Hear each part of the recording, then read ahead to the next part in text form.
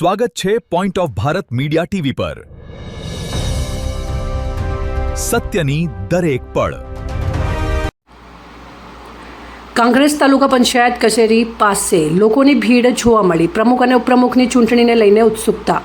કાંકરેજ તાલુકા પંચાયત પ્રમુખ અને ઉપપ્રમુખની ચૂંટણી જિલ્લા પુરવઠા અધિકારી નીનામાના અધ્યક્ષસ્થાને યોજાઈ, જેમાં સૌથી અગત્યની બાબત વિશે વાત કરીએ તો ભારતીય જનતા પાર્ટીના 13, કોંગ્રેસના 7 ઉમેદવારો વિજેતા બન્યા।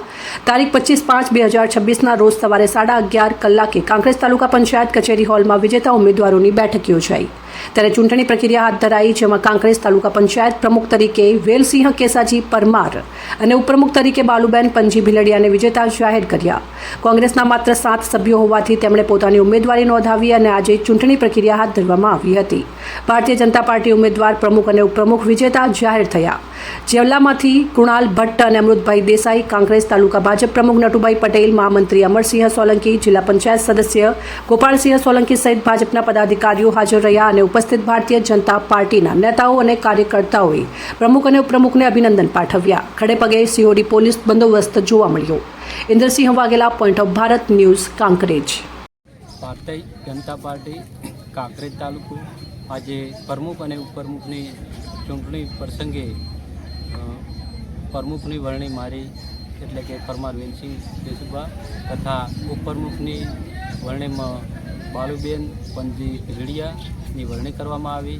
આ તબક્કે ભારતીય જનતા પાર્ટીના મોવડી મંડળના તમામ આગેવાનશ્રીઓનો હું ખૂબ આભાર વ્યક્ત કરું છું તથા સાથે ખીમાણા ગામના 18 આલમને હું 2 હાથ અને માથું નતમસ્તક વંદન કરી અને એમનો પણ ખૂબ આભાર માનું છું, કારણ કે ખીમાણાની પ્રજાએ તમામે ભારતીય જનતા પાર્ટીની વિકાસની રાજનીતિમાં સહભાગી બની અને મને વિજયી બનાવી ખીમાણા એક સીટમાં, અને હારી પાયાના કાર્યકર તરીકે ભારતીય જનતા પાર્ટીએ મારી પ્રમુખ તરીકે વિશેષ એક જવાબદારી આપી અને તાલુકાનું એક વ્યવસ્થાના ભાગરૂપે મને સેવા કરવાનો મોકો આપ્યો છે। એ બદલ હું ખીમાણા ગામનો પણ ખૂબ આભાર વ્યક્ત કરું છું।